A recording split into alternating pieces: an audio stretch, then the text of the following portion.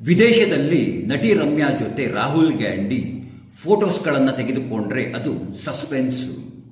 ಅದೇ ನರೇಂದ್ರ ಮೋದಿಯವರು ವಿದೇಶದಲ್ಲಿ ಮೆಲೋನಿಯವರ ಜೊತೆಯಲ್ಲಿ ಫೋಟೋಸ್ಗಳನ್ನು ತೆಗೆದುಕೊಂಡ್ರೆ ಅದು ರೊಮ್ಯಾನ್ಸು.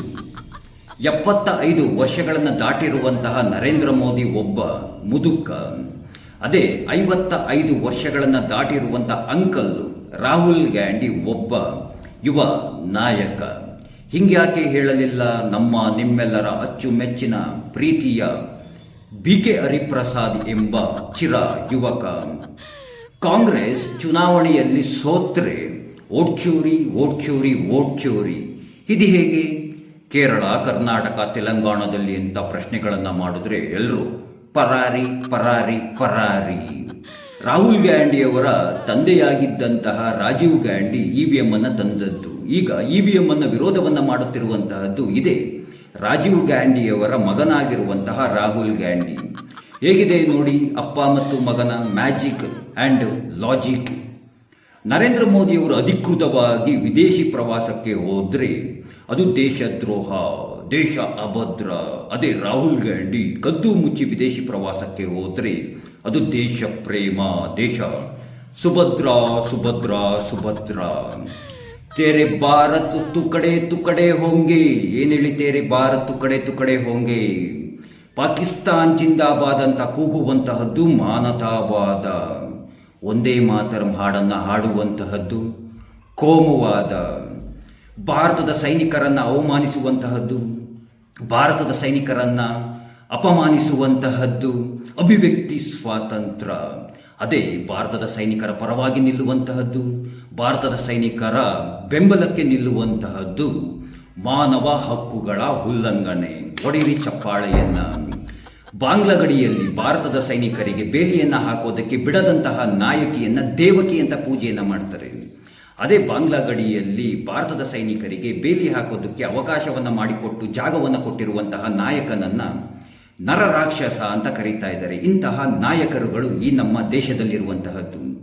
ಇದೇ ಕಾಂಗ್ರೆಸ್ ಅದಾನಿ ಜೊತೆ ಕೈ ಜೋಡಿಸಿ ಅಗ್ರಿಮೆಂಟನ್ನು ಮಾಡಿಕೊಂಡ್ರೆ ಎಲ್ಲರೂ ಕೂಲ್ ಕೂಲ್ ಕೂಲ್ ಕೂಲ್. ಅದೇ BJPಯವರು ಅದಾನಿಯವರ ಜೊತೆ ಕೈ ಜೋಡಿಸಿ ಅಗ್ರಿಮೆಂಟನ್ನು ಮಾಡಿಕೊಂಡ್ರೆ ದೇಶದಲ್ಲಿರುವಂತಹ ಎಲ್ಲ ಜನರು ಫೂಲ್ ಫೂಲ್ ಫೂಲ್.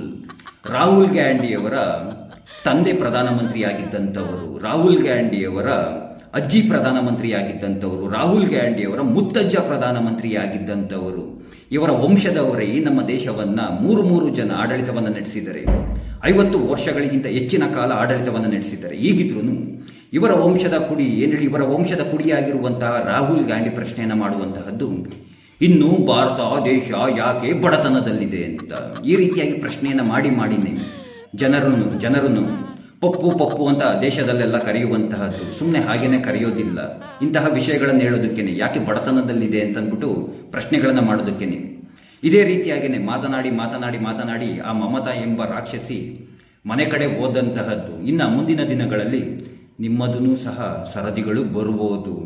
ನಿಮ್ಮ ಬಂಡವಾಳ, ನಿಮ್ಮ ಪಕ್ಷದ ಬಂಡವಾಳ, ನಿಮ್ಮ ವಂಶದ ಬಂಡವಾಳ ಎಲ್ಲ ತುಂಬ ಚೆನ್ನಾಗೇನೆ ಚಾಚಾ ನೆಹರೂರವರಿಗೆ ಅವತ್ತೇನೆ ಗೊತ್ತಿತ್ತು ಅನಿಸುತ್ತೆ. ಹಾಗಾಗಿನೇ ಚಾಚಾ ನೆಹರೂರವರು ಅವತ್ತೇನೆ ಕಾಚ ಹಾಕ್ಕೊಂಡು ವಿದೇಶಿ ಮಹಿಳೆಯರ ಜೊತೆಯಲ್ಲಿ ಕೂತ್ಕೊಂಡು ನಮ್ಮ ವಂಶದಲ್ಲಿ ನಮ್ಮ ಪಕ್ಷದಲ್ಲಿ ಯಾರೂ ಸಾಚ ಇಲ್ಲ ಅಂತ ಅವತ್ತೇನೆ ಇಡೀ ಜಗತ್ತಿಗೆನೆ ತೋರಿಸ್ಕೊಟ್ಬಿಟ್ಟಿದ್ದಾರೆ. ಇನ್ನು ಕಾಂಗ್ರೆಸ್ ಪಕ್ಷದಲ್ಲಿರುವಂತಹ ಮಹಿಳಾ ನಾಯಕಿಯರು ದಯಮಾಡಿ ತಾಯಂದಿರ, ಅಕ್ಕಂದಿರ, ತಂಗಿಯರಿಂದಿರ, ನೀವು ಒಂದು ಸ್ವಲ್ಪ ಹುಷಾರಾಗಿರಿ. ನೀವುಗಳು ಇನ್ನು ಮುಂದೆ ಪುರುಷ ನಾಯಕರ ಜೊತೆಯಲ್ಲಿ ಫೋಟೋಸ್ ತೆಗೆಸ್ಕೊಳ್ಬೇಕಾದ್ರೆ, ವಿಡಿಯೋಸ್ಗಳನ್ನು ತೆಗೆಸ್ಕೊಳ್ಬೇಕಾದ್ರೆ ತುಂಬ ಎಚ್ಚರದಿಂದ ಇರಿ. ಯಾಕಂದರೆ ನಿಮ್ಮ ಪಕ್ಷದವರೇನೆ ಈ ರೀತಿಯಾಗಿ ಮತ್ತೊಂದು ಹೆಣ್ಣನ್ನು ಅವಮಾನಿಸಿ ಟೀಕೆಯನ್ನು ಮಾಡಿ ಅನುಮಾನಾಸ್ಪದವಾಗಿ ನೋಡೋದ್ರಿಂದ ಮುಂದೊಂದು ದಿನಗಳಲ್ಲಿ ಏನಾಗುತ್ತೆ, ಬೇರೆ ಪಕ್ಷದವರನ್ನು ಸಹ ನಿಮ್ಮನ್ನು ಅದೇ ರೀತಿಯಾಗಿ ನೋಡ್ತಾರೆ. ಏನು ಮಾಡೋದಕ್ಕಾಗೋದಿಲ್ಲ. ಇವಾಗ ಪಕ್ಷ ಅಂತ ರಾಜಕೀಯ ಬಂದಾದ್ಮೇಲೆ ವಿರೋಧವನ್ನು ಮಾಡಲೇಬೇಕು. ನೋಡಿ, ಅದು ಯಾರೋ ಒಂದು ಫೋಟೋ, ಸಿದ್ದರಾಮಯ್ಯ ಅವರಿಗೆ ಮುತ್ತು ಕೊಡ್ತಿರುವಂತಹ ಒಂದು ಫೋಟೋ. ಪಾಪ ಮಹಿಳೆ ಎಲ್ಲಿದ್ದಾರೋ ಏನು, ಯಾರಿಗೂ ಗೊತ್ತು. ಆ ತಾಯಿ ಮಹಾತಾಯಿ ಏನು ಅಂತಾನೆ ಗೊತ್ತಿಲ್ಲ. ನೋಡಿ, ಆ ಫೋಟೋಸ್ಗಳು ಇವತ್ತು ವೈರಲ್ ಆಗ್ತಾ ಇದ್ದಾವೆ. ಹಾಗಾಗಿ ಮಹಿಳಾ ನಾಯಕಿಯರು ತುಂಬ ಎಚ್ಚರದಿಂದಿರಿ. ನಿಮ್ಮ ಸೇಫ್ಟಿಯಲ್ಲಿ ನೀವಿರಿ. ಮುಂದೊಂದು ದಿನ ಎಲ್ಲೋ ಯಾರ ಕೈಗೂ ಸಿಕ್ಕಾಕೊಂಡು ಟ್ರೋಲ್ ಆಗೋದಕ್ಕಿಂತ ಮುಂಚೆ ಎಚ್ಚರವನ್ನು ವಹಿಸಿ ಅಂತ ಹೇಳ್ತಾ, ಇದು ನಮ್ಮ ದೇಶ, ಇದು ನಮ್ಮ ದೇಶದ ರಾಜಕಾರಣ ಅಂತ ಹೇಳ್ತಾ, ಒಡಿರಿ ಒಂದು ಸಬ್ಸ್ಕ್ರೈಬ್ ಅಂತ ಹೇಳ್ತಾ, ಆ ಕೃಷ್ಣ ನಿಮ್ಮೆಲ್ಲರಿಗೂ ಒಳ್ಳೆಯದನ್ನು ಮಾಡಲಿ. ಎಲ್ರಿಗೂ ಧನ್ಯವಾದಗಳು. ಜೈ ಶ್ರೀ ಕೃಷ್ಣ.